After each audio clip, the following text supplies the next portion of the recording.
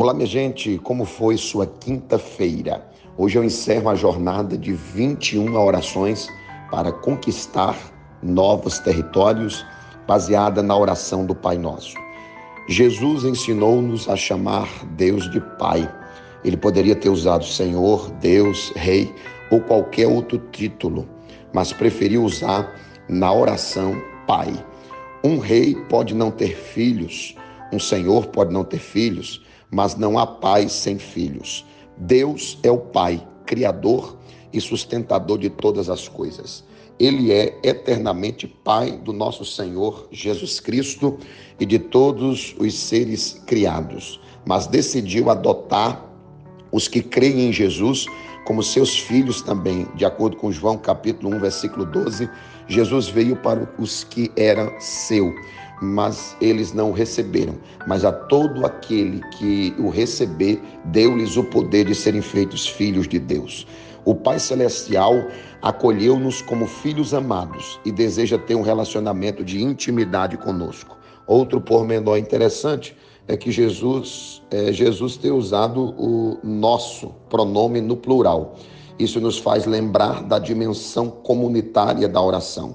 Nosso Pai do céu nos vê como irmãos em Cristo. Por isso também devemos viver assim e orar uns pelos outros como família.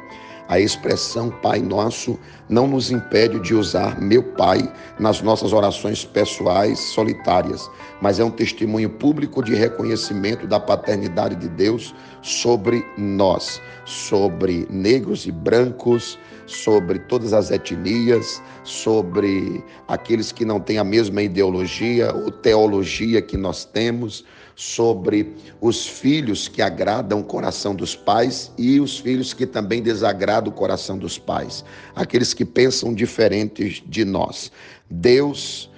Nós não temos um Deus exclusivo ou particularmente nosso, mas Ele é nosso Pai. Todos gozamos desse privilégio compartilhado por todos os filhos na grande família de Deus. Infelizmente, muitas pessoas não estão tendo o resultado da sua vida espiritual, da sua relação com Deus que esperam, porque eles estão individualizando a sua relação com Deus. A relação com Deus, ela acontece em 4 etapas ou em 4 níveis. O primeiro nível da relação com Deus é o nível do coração, é o nível particular. Não há como se relacionar com Deus publicamente, num ambiente público, sem primeiro se relacionar secretamente com Deus. Infelizmente, a maioria das pessoas não tem mais uma vida secreta com Deus.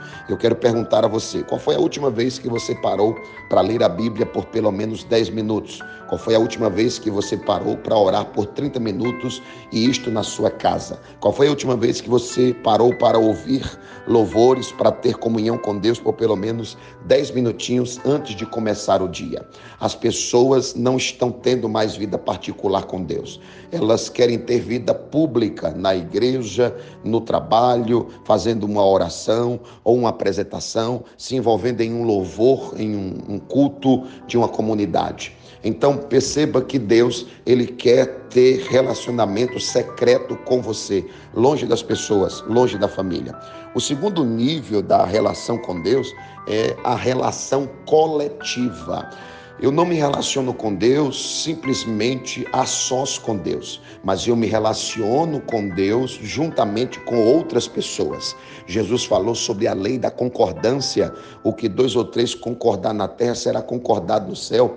Jesus não está falando simplesmente de concordar em ter coisas, mas ele está falando no poder da comunhão, até porque esse texto diz respeito à resolução de indiferenças entre irmãos que tiveram relacionamentos rompidos. Então Jesus está dizendo que quando uma intriga é quebrada, quando um relacionamento rompido, ele é reatado pelo poder transformador do perdão, automaticamente esse relacionamento restaurado pode fazer uso da concordância em comunhão e em adoração E essa relação coletiva com Deus, junto com outras pessoas, principalmente com outras pessoas que você não se dá bem ou que você deixou de se dar bem. Quando isso acontece, a glória de Deus se manifesta. O terceiro nível da relação com Deus é a relação pública. É quando você se relaciona com Deus na frente das pessoas,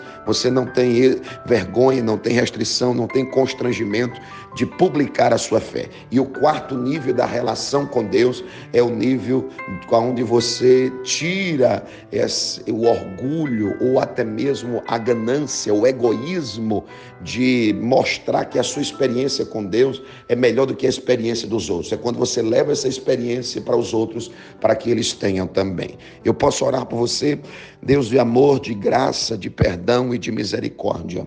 Eu oro por estas pessoas que não estão se relacionando corretamente contigo, ou aquelas que nem relação com o Senhor têm, aquelas que não se relacionam bem com as pessoas, e isso está denegrindo, está quebrando o relacionamento desses irmãos com Deus. Eu quero orar, meu Deus, pelos pais que não se relacionam com os filhos, para que isso volte a acontecer. Os filhos que não se relacionam com os pais, aqueles que comungam da mesma fé, mas não têm um relacionamento. Que hoje, meu Deus, relações quebradas entre casais, entre pais e filhos, entre igreja e líderes, mentores e mentoriados, discípulos e discipuladores, venha ser restaurada, para que a presença do Pai Nosso, a paternidade coletiva de Deus, se manifeste nas nossas vidas. Em nome de Jesus, amém e graças a Deus. Esta oração tocou o seu coração? Deixe a sua curtida, o seu comentário e compartilhe essa palavra com todos os seus amigos. E não se esqueça, se inscreva no meu canal. Deus te abençoe.